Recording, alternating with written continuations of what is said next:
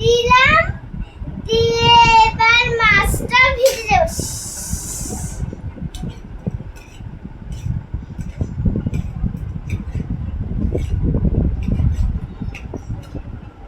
মাছটা হয়ে গেছে, তারপরে এখানে রেখে দেব। তারপরে একটা মাছ তুলবো।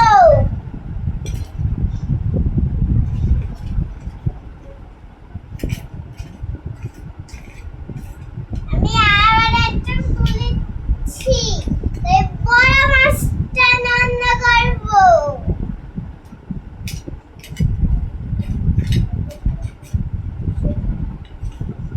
এবার হয়ে গেছে মাছটা।